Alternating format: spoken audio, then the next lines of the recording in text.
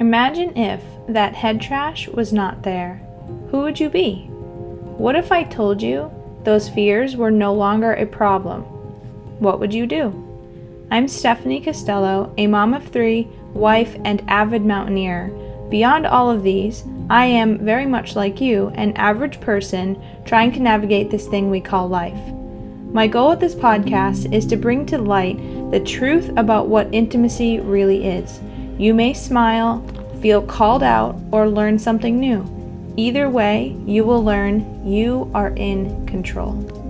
Please join me in welcoming Jessica Susan from Game Plan Sports. They provide high-quality strength and conditioning programs for youth athletes to help set them up to succeed both on and off the field. She is a youth advocate and mentor and has had many years of experience fundraising and leading events for nonprofit organizations. Jessica works in financial services and specializes in business development, estate planning, and charitable giving. Her professional experience also includes business administration, management, and accounting. She is studying to become a certified personal trainer and strength coach and lives in Manchester. All right. Welcome to the Intimacy Truths podcast, where we are talking about being realistic with Jessica Susan from Game Plan Sports. Thank you, Jessica, for being here. Thanks for having me, Stephanie. You are very welcome. I'm super excited to be talking to you today about being realistic and what that has meant for you in your life journey. I'm looking forward to speaking about that as well. Yeah. So tell us, where did that start for you? So being realistic about weight loss for me and my body image and, how I wanted to present myself and how I wanted to feel physically and emotionally, I would say started probably around 3 years ago. And for me, it was facing some medical issues that had been ongoing that I hadn't addressed in a while, and also allowing some medical issues that I had struggled with my entire life, again, having to face those as well. And knowing that if I really wanted to feel better, I needed to address that, and then also getting more in shape and losing weight. So that was a big deal for me. Yeah. And so the medical issues is really what initiated the change. But was there any thought before of okay, I really want to start making these changes and trying to find that way to being realistic about it? A lot of what I was dealing with, I kind of felt like I had to live with and adjust my lifestyle to. Ooh. So after adjusting as much as I could and making as many changes to accommodate things in my life, I finally was faced, head on with changes that I had to make. Yeah, interesting. I love that how you say that, because that's often what people do. They feel like they have to live with these ailments. They feel like they have to live with these physical, emotional, work challenges, whatever it might be in their world. They feel like, oh, this is just a pain that I'm going to have to deal with for the rest of my life. And they try to find this way to acceptance. Now, there are some pains that there's inevitability of like a TBI. Well, you can't reverse the TBI, most likely, the traumatic brain injury, which is what a TBI is. So then there's going to be some elements of that is needing to accept, but there is this never-ending journey of growth and healing that you can still embark on throughout that also acceptance. So it sounds like you did that in your own experience when it comes to the medical health or medical challenges, the health challenges you had, and then you transformed that. You know what, Stephanie, I totally agree with you. There's some things that you have to, deal with in terms of, that are more serious issues that you can't necessarily overcome with some simple changes, but sometimes things are simple. Yeah. You just have to find the right people to help you. Yes. And that was your key to your success, is finding the right people. Finding the right people and, making simple changes, small changes, because they can be enormous. They can be just life altering and overwhelming too. Like, choices can be overwhelming. So trying to figure out, like, what is that simple next step? What is that micro action that I can get to maximize my results? And so for you, what was that journey like? For me, it was finding out that I had food intolerances Oh, okay. and that lifetime NSAID usage for like back pain and for other aches and pains had really done a number on my stomach. So I needed to heal my stomach lining, and I also needed to address these food intolerances that I had lived with my entire life, and I just didn't really know about. So it was making like major diet changes. And then, but once you made them, you felt so much better. You stopped worrying about all the stuff you were missing. Yes, so true. I totally agree on so many levels. And then there was a piece to what you were saying that I had, but I lost it when you said the last comment. But when it comes to like not eating 90% of the grocery store, at first it's like you feel kind of, for me, I felt gross. I'm like, I can't eat 90% of this. That's a bad thing that I can't eat 90% of the store I'm supposed to be able to eat from. That like mind blowing experience. At first, it was like, oh no, I have to give up Oreos and ice cream. Like, that's like my thing that I love, to find that little hole in the wall ice cream store. And so, how could I be realistic about it? Well, there's other healthier options than dairy ice cream. For me, I had to get rid of dairy and gluten, and finding those other options, guess what? They taste better. Their sugar content is lower. They actually have protein in them, and some of the other options that are somewhat healthy for us to be eating. So, was that similar to your experience when you started to let go of the things you felt you were missing out on? It was, and what I found is that once I started, similar to what you were going through, is I can't have any dairy, I can't have any grains at all, and I'm just intolerant to all different kinds of grains like oats and barley and rice and breads and things like that. But once I eliminated that from my diet and then kept an eye on refined sugars, I found that my blood sugar stabilized. So all the stuff, all the emotional issues that I was having because I felt like it might be spikes in my blood sugar, that went away. My low blood pressure normalized. It's normal now. It went away. Yeah, it's okay. Yeah. Okay. Yeah. So we can retape that if you want. Yeah. I have a dog here. Yeah, very cute. Yeah. The So, dashboard, that's what I was going to say earlier, is all yep. those little things that you were having these challenges with. I equate those to like the dashboard on a car. When there's something wrong with the engine, a light goes off. Well, we don't have a light goes off. It's really our brain that's like, oh, this ache and pain, oh, my belly ache, oh, this thing and that thing, right? Those are all those lights on your dashboard in your brain going off like there's a problem, and then we need to investigate to figure out the problem. And that Yes. usually is very helpful for people like, okay, let me start listening to what my body is telling me so that I can start making the changes and find the right people to help me overcome those changes.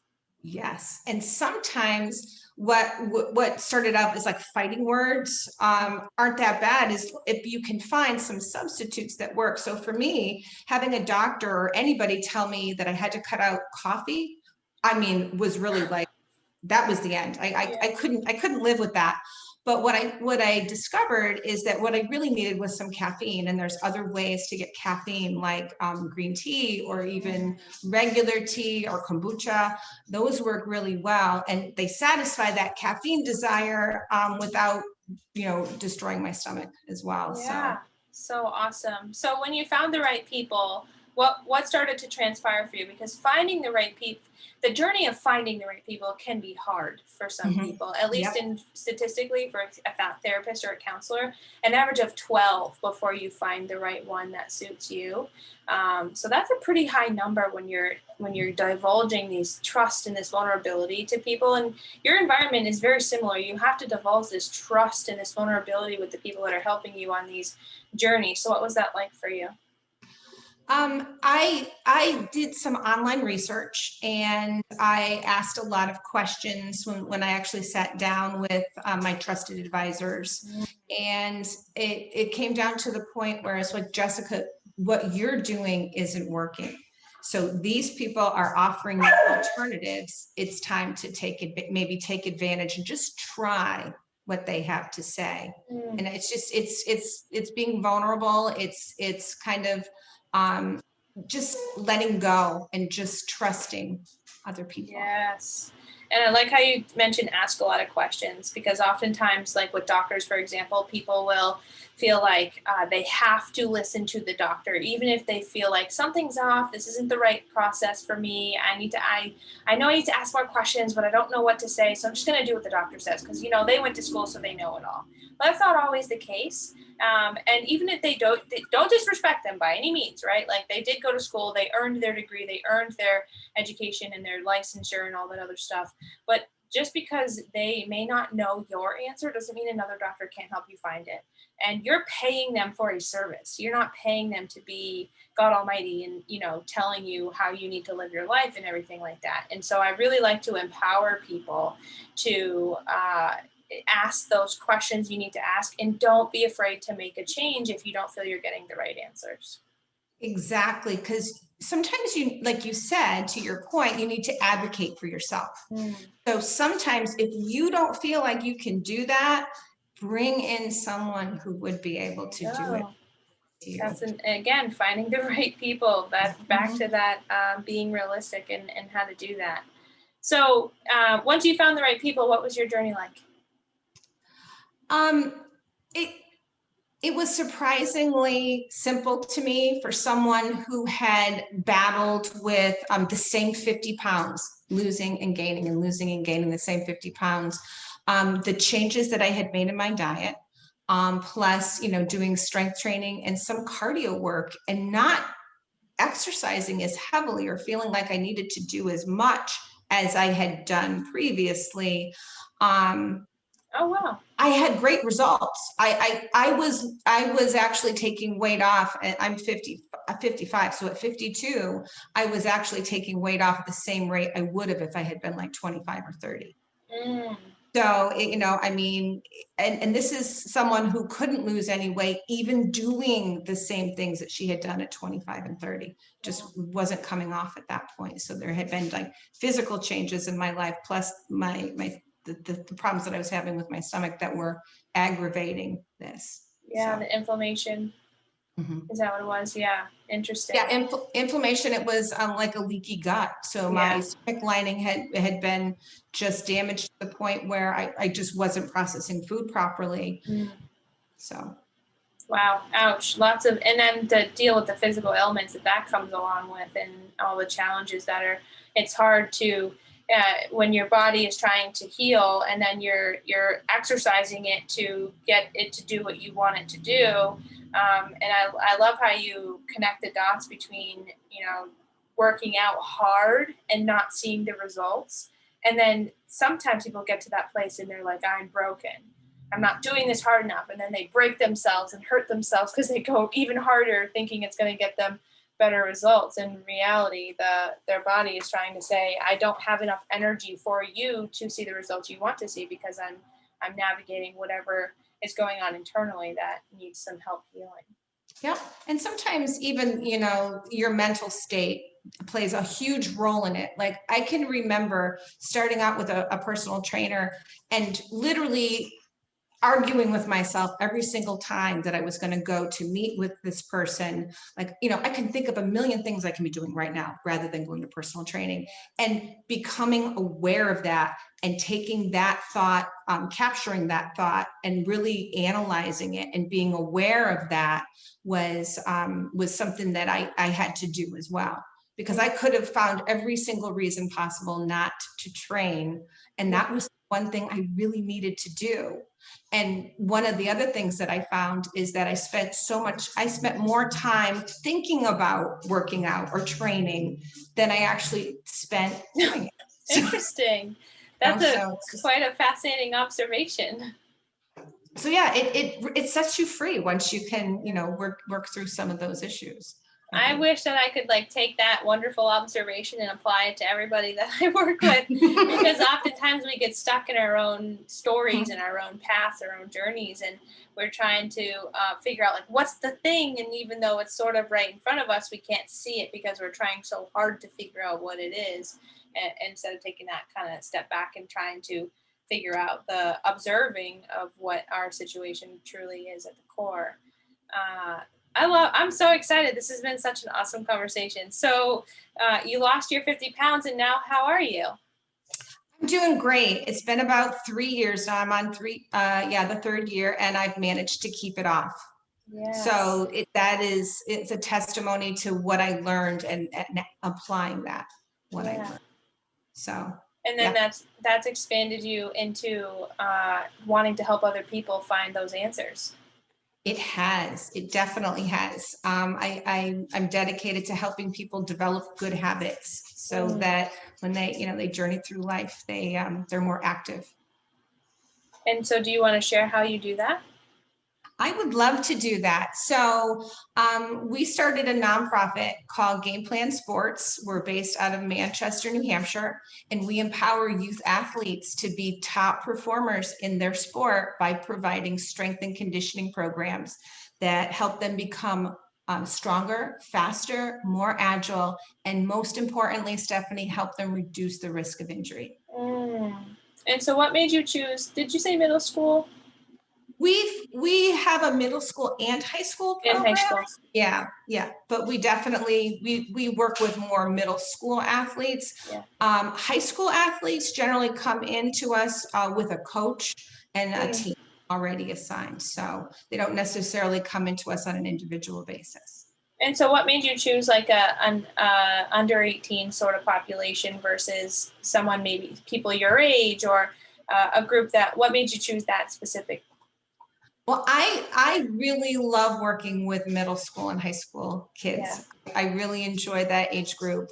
And in this area, in the Northeast, they have limited options available for strength and conditioning training. So they either can pay for it out of pocket, or they belong to a team that offers it as part of their training program. So there's a huge need for affordable access to this type of training, or to have it available to kids who can't pay for it at all. So that's who we're trying to reach. Yeah. So a lot of what we do is educate kids on, weight room etiquette, coming in, learning how to, lift weights safely, learning how to use their bodies and how to move how they would on the field. And then also, educating the parents as well. And in basic, there's a huge disconnect between, and I can speak for myself and my own childhood experience, there's a huge disconnect between wanting to play a sport and wanting to be involved in the community, wanting to have friends, wanting to be involved with a team of some sorts, and being able to get there healthily instead of just ripping that Band-Aid off. And for us, we used to play in the streets. We would do street hockey and our rollerblades and all these different things, but there was no program that we could go and actually hone in on the rules of the game, or those strength conditioning as well, and all the pieces that go into playing, keeping your body healthy so you can play an effective game.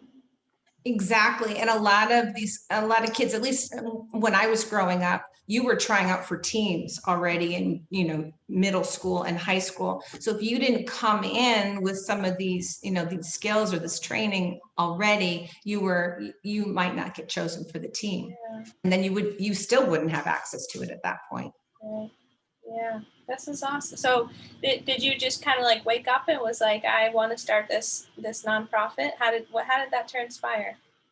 It was kind of interesting. I was working with a personal trainer over at EFX Fitness. His name is Mike Bistany. Yeah. And he was offering a program called Strength and Speed for youth athletes. And one day I was just kind of thinking about it, going, well, what do kids do if they can't afford to pay for this training? And I'm texting Mike, and I think as the story goes, I was in line at Walmart and we're texting back and forth. And I said, so what happens? And he says, well, unless they belong to a team that has a booster program that raises money for the specific training, they may not get it at all. So this part of the country is kind of behind the rest of the country in terms of offering this type of training on a general basis, or having strength trainers in school. So that puts our kids in the Northeast at a disadvantage.